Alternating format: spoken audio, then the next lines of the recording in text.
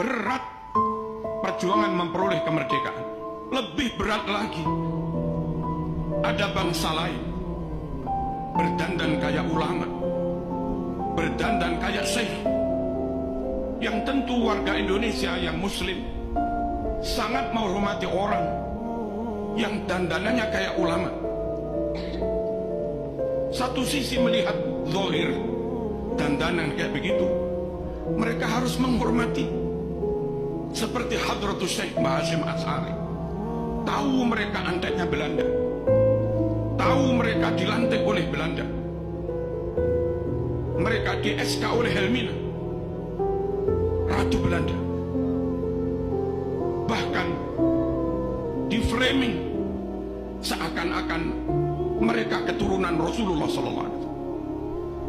Sungguh-sungguh semakin menyulitkan para pejuang. Nggak mungkin kemerdekaan tidak direbut.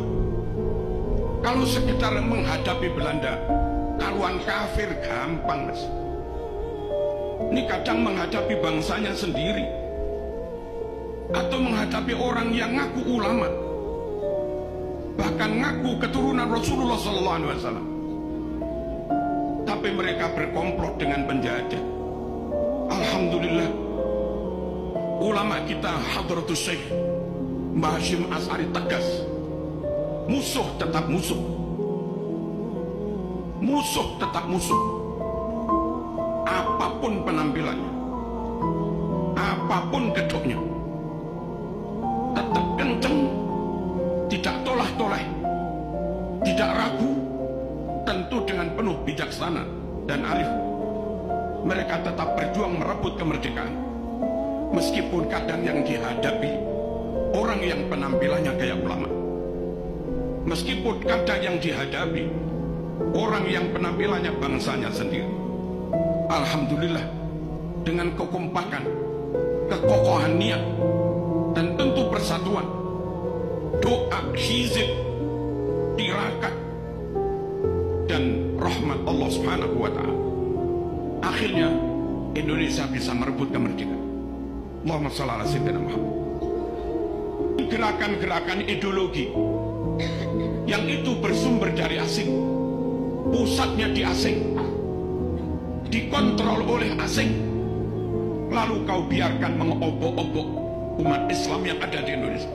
Ketahuilah, Syiah asing, Wahabi asing, Ikhwanul Muslimin asing, gerakan Hizbut Tahrir asing, Islam Ahmadiyah asing, pusatnya di luar negeri, sebagian di London, dikontrol dari luar negeri. Radikalisme asing, liberalisme juga asing. Asli Indonesia Ahlus Sunnah wal Jamaah, seperti yang hari-hari kita amalkan, kita yakini, ala thariqati nahdlatil ulama. Zikir, manaqib, solawat, ini Ahlus Sunnah wal Jamaah. Tapi jangan sampai bermerek asing, jangan sampai untuk sekedar solawatan, lalu kebanggaan kepada NKRI menjadi hilang, rasa menjadi bangsa hebat, superior, menjadi inferior. Jangan. Orang dengan penampilan apapun, dengan baju apapun, dengan wajah kayak apapun, dengan suku etnis kayak apapun, asal mereka muslim, Ahlus Sunnah wal Jamaah, ikut manaqib, ikut haul, ikut salawatan. Tapi kalau kita harus ikut mereka, harus ada di bawah mereka, harus dikontrol mereka, harus nyembah kepada mereka. Jangan. Ulama kita lebih alim, Ahlus Sunnah wal Jamaah kita lebih clear, fikih Syafi'i, akidah Asy'ari Maturidi, thariqah Imam Junaid al-Baghdadi, Abil Hasan Asy-Syadzili, Syekh Abdul Qadir al-Jilani, Al-Imam al-Ghazali. Jangan gampang, dikit-dikit ikut. Apalagi sampai akhirnya mereka mengatakan Indonesia ini milik wali-wali yang datang dari suatu wilayah. Bukan. Mbah-mbah mereka bukan pejuang. Pejuang itu Bung Karno, Bung Hatta. Pejuang itu Cuk Nyadin. Pejuang itu Haji Agus Salim. Pejuang itu Mbah Wahab Hasbullah. Pejuang itu Diponegoro.